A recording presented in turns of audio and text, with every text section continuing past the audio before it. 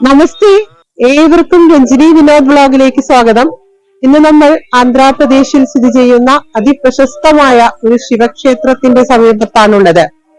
ശ്രീകാളഹസ്തി ക്ഷേത്രം. പഞ്ചഭൂത ക്ഷേത്രങ്ങളിൽ വായുലിംഗ പ്രതിഷ്ഠയുള്ള ഒരു അതിപ്രശസ്തമായ ക്ഷേത്രമാണിത്. ശ്വസിക്കുന്ന ശിവലിംഗം സ്ഥിതി ചെയ്യുന്ന ക്ഷേത്രം എന്നൊക്കെയാണ് ഈ പുരാതന ക്ഷേത്രത്തിനെ വിശേഷിപ്പിക്കാറുള്ളത്. പിന്നെ നായനാർമാർ പാടിപ്പുകഴ്ത്തിയ ശൈവ തിരുപ്പതികളിൽ ഉൾപ്പെടുന്ന ഒരു ക്ഷേത്രം കൂടിയാണിത്. അനവധി ഐതിഹ്യ കഥകളും ഭഗവാന്റെ ഭക്തവാത്സല്യം തുളുമ്പുന്ന ഒരുപാട് കഥകളും ഈ ക്ഷേത്രവുമായി ബന്ധപ്പെട്ടിരിക്കുന്നു. ഈ ക്ഷേത്രത്തിന്റെ പേര് തന്നെ അങ്ങനെ ഒരു കഥയിൽ നിന്നും ഉത്ഭവിച്ചതാണ്. ഇവിടുത്തെ രാഹുകേതു പൂജ അതിപ്രശസ്തമാണ്. സർപ്പദോഷങ്ങൾ മാറുവാനും ഈ ക്ഷേത്ര ദർശനം അതിശ്രേഷ്ഠമാണ് എന്ന് പറയപ്പെടുന്നു. നമുക്കിവിടെ കാളഹസ്തീശ്വരനായി കുടികൊള്ളുന്ന ആ കൈലാസനാഥന്റെ അനുഗ്രഹത്തോടുകൂടി ശ്രീ കാളഹസ്തി ക്ഷേത്രത്തെ കുറിച്ച് പറഞ്ഞു തുടങ്ങാം. ശ്രീകാളഹസ്തീശ്വരായ നമഃ. ആന്ധ്രാപ്രദേശിലെ തിരുപ്പതി നഗരത്തിൽ നിന്നും 36 കിലോമീറ്റർ അകലെയായി ചിറ്റൂർ ജില്ലയിൽ ശ്രീകാളഹസ്തി ക്ഷേത്രം സ്ഥിതി ചെയ്യുന്നു. ദക്ഷിണ കൈലാസം, രാഹുകേതു ക്ഷേത്രം, ഗ്രഹണ സമയത്ത് തുറന്നിരിക്കുന്ന ഏക ക്ഷേത്രം എന്നൊക്കെ അറിയപ്പെടുന്ന ഈ പുരാതന ശിവക്ഷേത്രം ശൈവ സന്യാസികളും കവികളും ശിവഭക്തന്മാരുമായ നായനാർമാർ പാടിപ്പുകഴ്ത്തിയ പാടൽ പെട്ര സ്ഥലങ്ങൾ അഥവാ ശൈവ തിരുപ്പതികളിൽ ഉൾപ്പെടുന്നു. ആകാശഗംഗ തന്നെയാണ് എന്ന് വിശ്വസിക്കപ്പെടുന്ന പുണ്യനദിയായ സ്വർണമുഖി നദിക്കരയിൽ സ്ഥിതി ചെയ്യുന്ന ഈ പുണ്യപുരാതന ക്ഷേത്രത്തിൽ കൈലാസനാഥൻ ശ്രീ കാളഹസ്തീശ്വരനായിട്ടും ശ്രീ പാർവതീദേവി ജ്ഞാനപ്രസൂനാംബികയായിട്ടും പരിലസിക്കുന്നു. ഭൂമി, അഗ്നി, വായു, ജലം, ആകാശം എന്നീ പഞ്ചഭൂതങ്ങളിൽ അധിഷ്ഠിതമായ 5 മഹാദേവ ക്ഷേത്രങ്ങൾ അഥവാ പഞ്ചഭൂത സ്ഥലങ്ങളിൽ വായുലിംഗം കുടികൊള്ളുന്ന ഈ ക്ഷേത്രം അനവധി കഥകളാലും അത്ഭുതങ്ങളാലും ചരിത്രങ്ങളാലും ഒക്കെ സമ്പുഷ്ടമാണ്. പണ്ടൊരിക്കൽ വായുദേവൻ കർപ്പൂരം കൊണ്ട് ദിവ്യമായ വെളുത്ത ശിവലിംഗം ഉണ്ടാക്കി അനേകായിരം വർഷക്കാലം ആ ദിവ്യമായ ശിവലിംഗത്തിനെ ആരാധിച്ച് തപസ് ചെയ്തു. അവസാനം കൈലാസനാഥൻ പ്രത്യക്ഷപ്പെട്ട് വായുദേവനെ അനുഗ്രഹിക്കുകയും വായുദേവൻ ആരാധിച്ച ആ ശിവലിംഗം വായുലിംഗം എന്നറിയപ്പെടുമെന്ന് പറയുകയും ചെയ്തു. ആ ശിവലിംഗമാണ് ഈ പുരാതന ക്ഷേത്രത്തിൽ പ്രതിഷ്ഠിതമായിട്ടുള്ളത് എന്ന് വിശ്വസിക്കപ്പെടുന്നു. വേറൊരു ഐതിഹ്യപ്രകാരം ഒരിക്കൽ ശിവപഞ്ചാക്ഷരി മന്ത്രത്തിന്റെ രഹസ്യം പറഞ്ഞു തരൂ എന്ന് ശ്രീ പാർവതീദേവി തൻ്റെ പ്രാണപ്രിയനായ മഹേശ്വരനോട് നിർബന്ധം പിടിച്ചപ്പോൾ ഭഗവാന് ദേഷ്യം വരികയും ദേവിയുടെ ദിവ്യരൂപം ഇല്ലാതെയായി മനുഷ്യ ശരീരമാവട്ടെ എന്ന് ശപിക്കുകയും ചെയ്തുത്രേ. ദേവി ഭൂമിയിൽ ഒരു ഗോത്രവർഗത്തിൽ വന്ന് ജനിക്കുകയും ഈ പുണ്യഭൂമിയിൽ അനേകം കാലം കൈലാസനാഥനെ തപസ് ചെയ്യുകയും അവസാനം മഹാദേവൻ സ്വയം ദേവിക്ക് മുമ്പിൽ പ്രത്യക്ഷപ്പെട്ട് 10 മടങ്ങ് സൗന്ദര്യമുള്ളൊരു രൂപം തൻ്റെ ആ പ്രാണപ്രിയയ്ക്ക് നൽകുകയും ചെയ്തു. അതിനുശേഷം ദേവിക്ക് ഇവിടെ വെച്ച് ശിവതത്വത്തിൻ്റെ പരമമായ ജ്ഞാനം ഭഗവാൻ ഉപദേശിച്ചു കൊടുത്തു. അതിനാൽ ജ്ഞാനസ്വരൂപിണിയായ ജ്ഞാനപ്രസൂനാംബികയായിട്ടാണ് ശ്രീ പാർവതീദേവി ഈ ക്ഷേത്രത്തിൽ കുടികൊള്ളുന്നത്. സ്കന്ദപുരാണത്തിലും ശിവപുരാണത്തിലും പരാമർശങ്ങളുള്ള ഈ അതിപുരാതന ശിവക്ഷേത്രത്തിൻ്റെ നിർമ്മിതി അതീവ വ്യത്യസ്തവും അതിമനോഹരവും അത്ഭുതം ജനിപ്പിക്കുന്നതും അലൗകികവുമാണ്. പടിഞ്ഞാറ്റഭിമുഖമായിട്ടുള്ള വിശാലമായ ക്ഷേത്രം കുന്നിനോട് ചേർന്നാണ് സ്ഥിതി ചെയ്യുന്നത്. ഏകശിലാ കുന്നിൽ നിന്നും ക്ഷേത്രം കുത്തിയെടുത്തതാണ് എന്നും വിശ്വാസമുണ്ട്. കാഴ്ചകൾ അത് ശരിവെക്കുന്നുമുണ്ട്. ചില ഭാഗങ്ങളിൽ കുന്ന് ക്ഷേത്രത്തിൻ്റെ മതിലായി തന്നെ വർത്തിക്കുന്നുമുണ്ട്. വടക്ക് ദുർഗാംബിക കുന്നും, തെക്ക് കണ്ണപ്പർ കുന്നും, കിഴക്ക് കുമാരസ്വാമി കുന്നും സ്ഥിതി ചെയ്യുന്നു. ആയിരക്കണക്കിന് വർഷങ്ങൾക്ക് മേൽ പൗരാണികത പ്രതിഷ്ഠയ്ക്ക് അനുമാനിക്കപ്പെടുന്ന ഈ പുരാതന ക്ഷേത്ര സമുച്ചയത്തിൻ്റെ അകത്തുള്ള ക്ഷേത്ര നിർമ്മിതി 5-ാം നൂറ്റാണ്ടിലേതാണെന്നും പുറത്തെ ക്ഷേത്ര നിർമ്മിതികൾ 11-ാം നൂറ്റാണ്ടിലേതാണെന്നും പറയപ്പെടുന്നു. പുരാതന കാലത്ത് ഇവിടെ ഒരു ചിലന്തി അഥവാ സ്ത്രീ, സർപ്പം അഥവാ കാല, ആന അഥവാ ഹസ്തി എന്നീ 3 ജീവികൾ ഭഗവാനെ ആരാധിച്ച് ഭഗവത് വിഗ്രഹത്തിൽ ലയിച്ചു ചേർന്നു എന്നൊരു ഐതിഹ്യമുണ്ട്. ആ കഥയിൽ നിന്നാണ് ശ്രീകാളഹസ്തി എന്ന ക്ഷേത്രനാമം പിറവിയെടുക്കുന്നത്. ചിലന്തി ഭഗവത് ലിംഗത്തിനു മേൽ വല ചെയ്തുകൊണ്ടും ശിവരൂപങ്ങൾ നെയ്തുണ്ടാക്കിയുമൊക്കെ മഹാദേവനെ ഇങ്ങനെ വളരെ ഭക്തിയോടെ ആരാധിച്ചു കൊണ്ടിരുന്നു. ഒരു ദിവസം കാറ്റ് വന്ന് യാഗപീഠത്തിലുള്ള അഗ്നി ഇങ്ങനെ ജ്വലിച്ചു കൊണ്ടിരുന്നു. ആ അഗ്നിയിൽ ആ വലകളൊക്കെ ഇങ്ങനെ നശിച്ചു. ചിലന്തിക്ക് അത് കണ്ടപ്പോൾ ദേഷ്യം വന്നു. എന്നാൽ അഗ്നി തന്നെ തന്നെ വിഴുങ്ങുവാൻ എത്തിയപ്പോഴാണ് അഹംബോധമാണ് തൻ്റെ ദേഷ്യത്തിന് കാരണമായി ഭവിച്ചത് എന്ന് ആ ചിലന്തിക്ക് മനസ്സിലാവുന്നത്.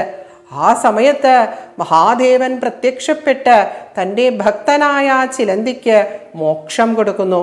അഥവാ ഭക്തൻ ആ ഭഗവാനിൽ ലയിച്ച് പരമമായ പദം പ്രാപിക്കുന്നു. ഏകദേശം അതേ കാലത്ത് തന്നെ ഒരു കാളസർപ്പം നാഗലോകത്തു നിന്നും അനേകം അമൂല്യമായ മുത്തുകളും മാണിക്യവും ഒക്കെ കൊണ്ടുവന്ന് ഈ ഭഗവത് ലിംഗത്തിന് മുമ്പിൽ വെച്ച് ആരാധിക്കുവാൻ തുടങ്ങി. പാമ്പ് പൂജിച്ചു പോയി കഴിഞ്ഞാൽ ഭഗവാനെ ആരാധിക്കുവാനായി വരുന്നത് ഒരു ആനയായിരുന്നു. ആന എന്തു ചെയ്യുന്നോ, വേഗം സ്വർണ്ണമുഖി നദിയിൽ ഇങ്ങനെ കുളിച്ച് വൃത്തിയായി തുമ്പിക്കൈയിൽ കുറേ വെള്ളം കൊണ്ടുവന്ന് ആ ശിവലിംഗത്തിൽ ഇങ്ങനെ അഭിഷേകം നടത്തുകയും ഇലകളൊക്കെ കൊണ്ടുവന്ന് പീഠമൊക്കെ അലങ്കരിക്കുകയും ചെയ്യും. സർപ്പം അടുത്ത ദിവസം വന്നു നോക്കിയപ്പോൾ താൻ ഭഗവാന് സമർപ്പിച്ച രത്നങ്ങളെല്ലാം ഇങ്ങനെ ചിതറിക്കിടക്കുന്നത് കണ്ടു. ആരാണ് താൻ ഭഗവാന് ഭക്തിപൂർവം സമർപ്പിച്ച വസ്തുക്കളോട് അനാദരവ് കാണിച്ചത് എന്നറിയണമെന്ന് സർപ്പത്തിന് തോന്നി. അങ്ങനെ അടുത്ത ദിവസങ്ങളിൽ അതിങ്ങനെ നിരീക്ഷിച്ചു കൊണ്ടിരുന്നു. അപ്പോൾ മനസ്സിലാകുന്നു ആനയാണ് ഇതെല്ലാം ചെയ്തത്. ആന താൻ കുറേ സാധനങ്ങൾ കൊണ്ടുവയ്ക്കുമ്പോൾ ഈ പാമ്പ് കൊണ്ടുവയ്ക്കുന്ന സാധനങ്ങൾ താഴെ വീണു പോവുകയാണ് എന്ന് സർപ്പത്തിന് മനസ്സിലായി. അങ്ങനെ എന്തുണ്ടായി? രണ്ടുപേരും തമ്മിൽ ഗംഭീര യുദ്ധമുണ്ടായി. അപ്പോൾ തങ്ങൾ രണ്ടുപേരും ഭഗവാന്റെ ഭക്തന്മാരാണ്, തങ്ങൾ രണ്ടുപേരും സ്നേഹിക്കേണ്ടവരാണ് എന്നൊന്നും ഇവർ രണ്ടുപേരും ഓർക്കുന്നില്ല. അഹംബോധം പലപ്പോഴും അങ്ങനെയാണ്. നിഷ്കളങ്കമായ നിസ്വാർത്ഥമായ ഭക്തിക്ക് അതെപ്പോഴും ഒരു തടസ്സം തന്നെയാണ്. അങ്ങനെ എന്തായി? ഭക്തന്മാർ തമ്മിൽ പരസ്പരം കണ്ടാൽ സ്നേഹിക്കുകയാണല്ലോ വേണ്ടത്. എന്നാൽ അതിനു പകരം ഇവിടെ കലഹിക്കുവാൻ തുടങ്ങി. അങ്ങനെ സർപ്പത്തിൻ്റെ വിഷം ആനയുടെ തുമ്പിക്കൈയിൽ ഏൽക്കുന്നു. അതേസമയം ആന എന്തു ചെയ്തു? പാമ്പിനെ എടുത്ത് ബലിപ്പീഠത്തിലേക്ക് ഇങ്ങനെ എറിഞ്ഞപ്പോൾ അതിൻ്റെ മേലൊക്കെ മുറിവുകൾ ഉണ്ടാവുകയും ചെയ്തു. മരണത്തിലേക്ക് ഇങ്ങനെ എത്തുന്ന നിമിഷം സാക്ഷാൽ മഹാദേവൻ അവർക്ക് മുന്നിൽ പ്രത്യക്ഷനായി.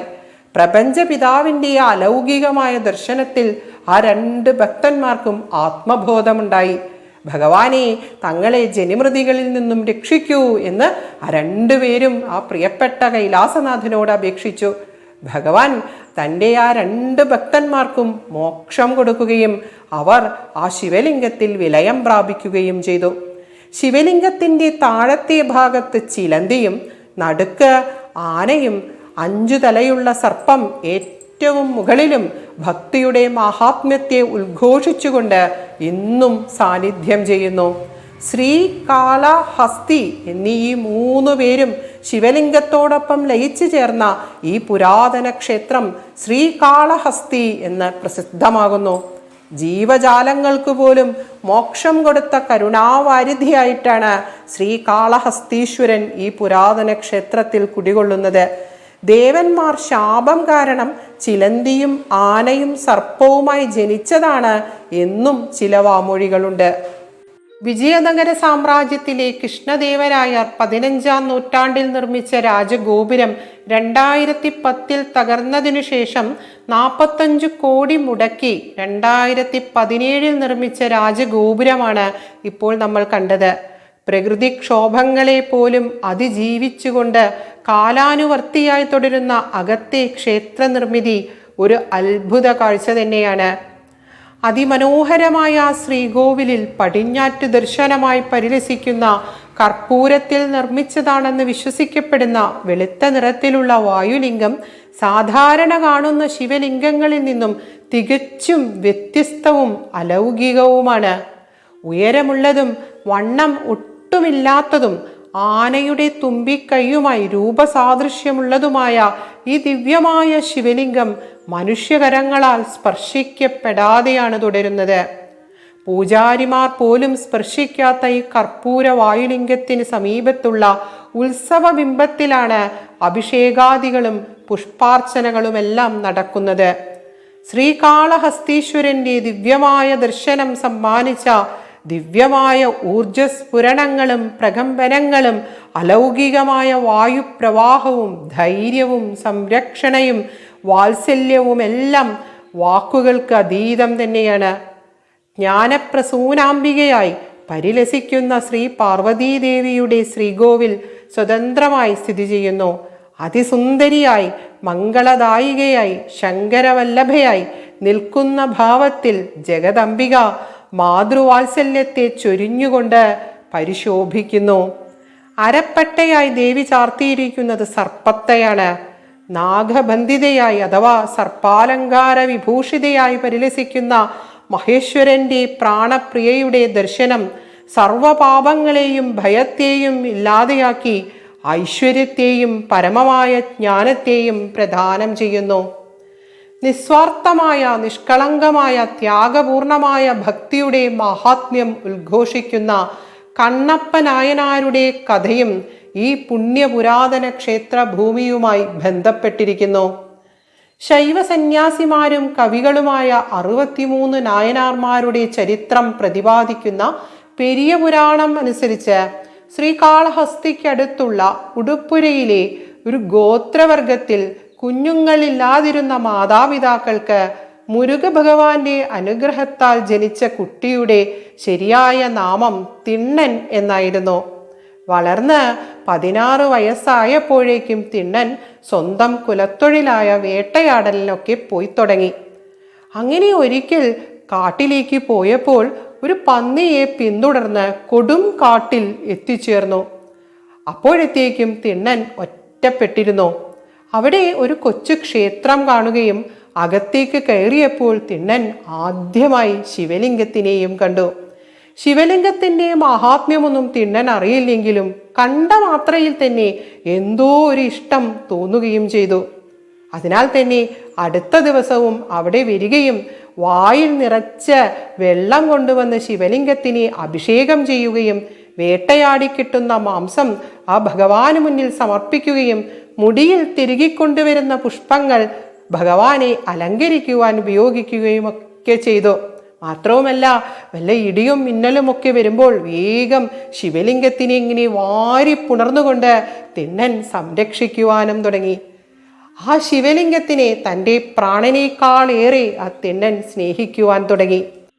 ദൂരെ ഒരു ഗ്രാമത്തിൽ താമസിക്കുന്ന പൂജാരി ക്ഷേത്രത്തിലെത്തി നോക്കുമ്പോൾ ശിവലിംഗത്തിനരികെ കാണാൻ പാടില്ലാത്തതൊക്കെ കണ്ട് ആദ്യം പകച്ചുപോയെങ്കിലും പിന്നീട് ഇത് വല്ല വന്യമൃഗങ്ങൾ ചെയ്തതാണോ എന്നൊരു സംശയമൊക്കെ തോന്നുന്നു. എന്നാൽ ആവർത്തിക്കപ്പെട്ട് കണ്ടപ്പോൾ ഒരു മനുഷ്യൻ തന്നെയാണ് ഇതെല്ലാം ചെയ്യുന്നത് എന്ന് ബോധ്യമാവുകയും തൻ്റെ ആ വിഷമം കരഞ്ഞുകൊണ്ട് അദ്ദേഹം ആദ്യം ഉണർത്തിക്കുന്നത് ഭഗവാന്റെ മുമ്പിൽ തന്നെയാണ്. അപ്പോൾ ഇതെല്ലാം എൻ്റെ പ്രിയപ്പെട്ട ഭക്തൻ്റെ സമർപ്പണമാണ്, നാളെ അങ്ങേക്കെല്ലാം ബോധ്യപ്പെടുത്തി തരാമെന്ന് ഘനഗാംഭീര്യമുള്ള ഒരു ദിവ്യമായ ശബ്ദം അവിടെ മുഴങ്ങുന്നു. പിറ്റേന്ന് പൂജാരി വന്ന് കുറ്റിക്കാടിനുള്ളിൽ ഒളിച്ചിരുന്ന് നിരീക്ഷിക്കുന്നു. തിണ്ണൻ പതിവ് പോലെ തൻ്റെ പ്രിയപ്പെട്ട ഭഗവാനെ തേടി വരികയും വ്യത്യസ്തമാർന്ന ആരാധനാ സമ്പ്രദായങ്ങൾ തുടങ്ങുകയും ചെയ്തു. ആദ്യം ഭഗവാൻ ഭക്തനെ പരീക്ഷിക്കുന്നത് ഭൂചലനം അഥവാ ഒരു പ്രകമ്പനം സൃഷ്ടിച്ചും കൊണ്ടാണ്. എന്നാൽ തൻ്റെ സുരക്ഷ നോക്കി ഓടിപ്പോകുന്നതിനു പകരം തിണ്ണൻ വേഗം പ്രിയപ്പെട്ട ശിവലിംഗത്തിന് കേടുവരാതിരിക്കുവാൻ സ്വന്തം ശരീരം കൊണ്ട് പൊതിഞ്ഞു പിടിക്കുന്നു. അതിനുശേഷം ശിവലിംഗത്തിൻ്റെ ഒരു കണ്ണുപൊട്ടി ചോര ഒലിക്കുന്നതാണ് തിണ്ണൻ കാണുന്നത്.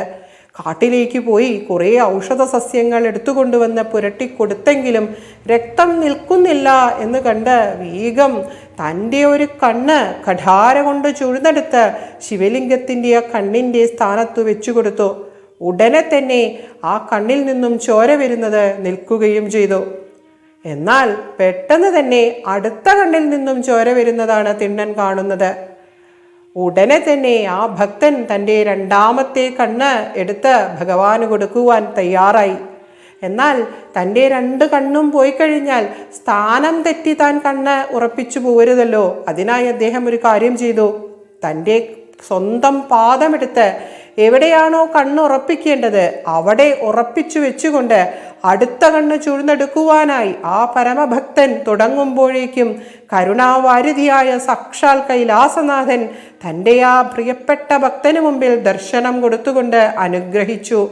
കണ്ണിൻ്റെ കാഴ്ച തിരിച്ചു കിട്ടിയ ആ പരമഭക്തൻ ഭഗവാനെ കൺകുളിർക്കെ കണ്ടുകൊണ്ട് ആനന്ദാശ്രുക്കൾ പൊഴിച്ചുകൊണ്ടിരുന്നു.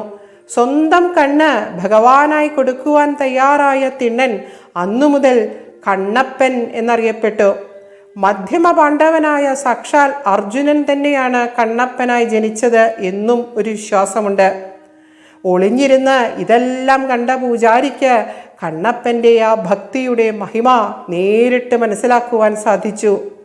ജാതി വർഗ ലിംഗ വ്യത്യാസങ്ങൾക്ക് അപ്പുറത്ത് നിഷ്കളങ്കതയും നിസ്വാർത്ഥതയും ആത്മസമർപ്പണവും മനസ്സിൻ്റെ പരിശുദ്ധിയുമാണ് ഏറ്റവും പ്രധാനം എന്ന മഹത്തായ സന്ദേശം ലോകത്തിന് നൽകുന്ന ഭക്തോത്തമനായ കണ്ണപ്പ നായനാർക്ക് വേണ്ടി ഈ ക്ഷേത്രത്തോട് ചേർന്നുള്ള കുന്നിനു മുകളിലായി ഒരു ക്ഷേത്രം സ്ഥിതി ചെയ്യുന്നുണ്ട്.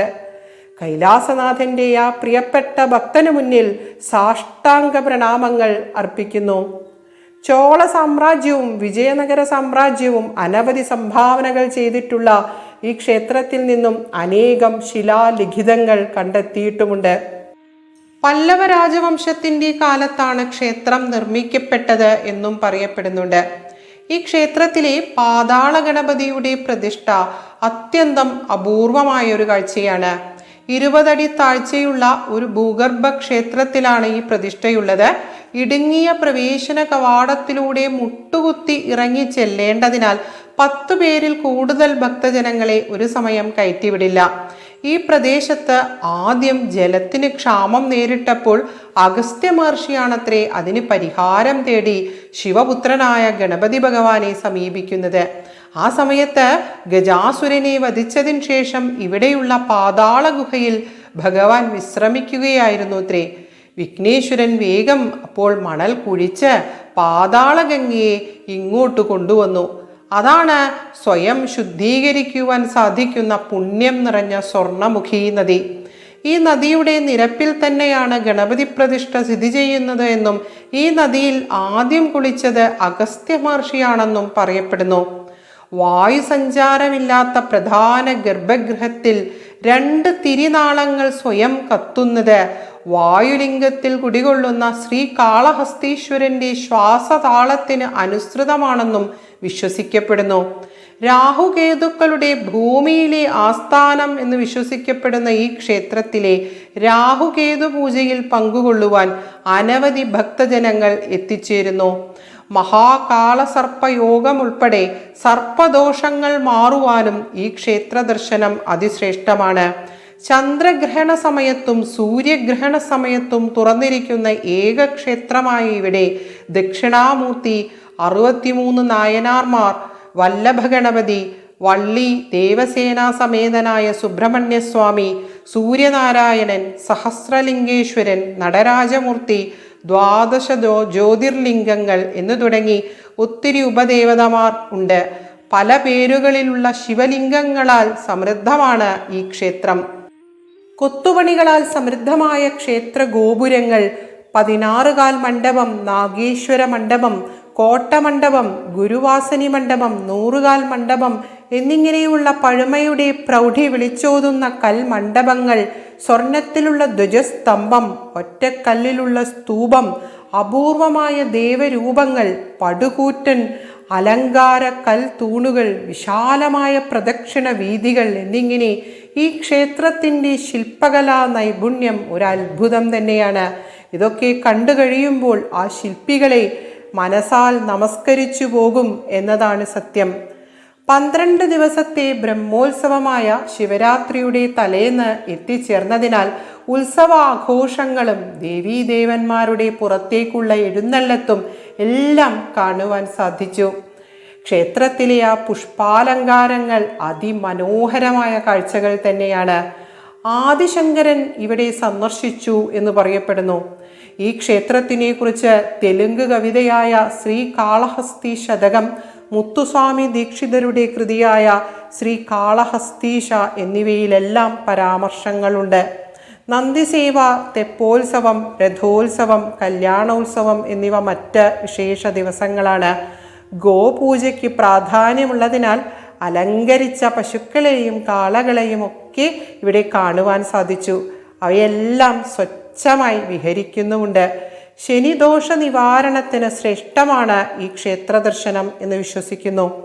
ഈ ക്ഷേത്രത്തിന് മാത്രമല്ല, ശ്രീകാളഹസ്തി എന്ന ഈ പുണ്യ നഗരം മുഴുവനും ആത്മീയമായൊരു അനുഭൂതി പ്രവഹിപ്പിക്കുന്നുണ്ട്. കൈലാസത്തിൻ്റെ ഭാഗമാണ് ക്ഷേത്രം നിൽക്കുന്ന കുന്ന് എന്നും വിശ്വസിക്കപ്പെടുന്നു. ഇവിടെ വെച്ച് ഭഗവാൻ മാർക്കണ്ഡേയ മഹർഷിക്ക് ഉപദേശം നൽകിയെന്നും അർജുനൻ ഇവിടെ വന്ന് ശിവാരാധന ചെയ്തു എന്നും എത്ര കൊടിയ ദുരിതങ്ങളും ശാപങ്ങളുമായാലും കാളഹസ്തീശ്വരനെ വേണ്ടും വിധം ആരാധിച്ചാൽ മാറിക്കിട്ടും എന്നൊക്കെ വിശ്വസിക്കുന്നു. ഭഗവാൻ നൽകിയ സ്വാദിഷ്ടമായ അന്നപ്രസാദം കഴിക്കുവാനുള്ള ഭാഗ്യവും ഞങ്ങൾക്ക് ലഭിച്ചു. ശ്രീകാളഹസ്തീശ്വരനും ജ്ഞാനപ്രസൂനാംബികയും കുടികൊള്ളുന്ന ഈ വിസ്മയ ക്ഷേത്രം ശിവതത്വത്തിൻ്റെ മഹിമ ഓരോ അണുവിലും കാത്തു സൂക്ഷിക്കുന്നുണ്ട്.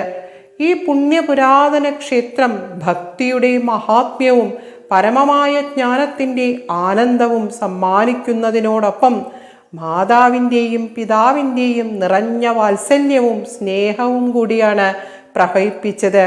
ശിവോഹം എന്ന പരമാനന്ദം പങ്കുവയ്ക്കുന്ന ദക്ഷിണ കൈലാസം എന്ന ഈ പുണ്യഭൂമിക്ക് ശതകോടി സാഷ്ടാംഗ പ്രണാമങ്ങൾ അർപ്പിച്ചുകൊള്ളുന്നു.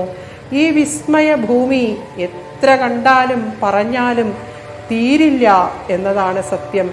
ഈ ഭൂമിയെ തൊട്ട് അനുഭവിച്ച് അറിയേണ്ടത് തന്നെയാണ്. ഏറെ പ്രിയപ്പെട്ട മഹാദേവൻ്റെയും പാർവതീദേവിയുടെയും പൊന്നുതൃപ്പാദങ്ങൾക്ക് അർച്ചനയായി ഓരോ അക്ഷരവും സമർപ്പിക്കുന്നു. ഉമാമഹേശ്വരന്മാർ നാം ഏവരെയും അനുഗ്രഹിക്കട്ടെ. ശ്രീകാളഹസ്തീശ്വരായ നമഃ. ശ്രീജ്ഞാനപ്രസൂനാംബികായ നമഃ. ഓം നമഃ ശിവായ. നമഃ പാർവതീപതയേ. ഹര ഹര മഹാദേവ.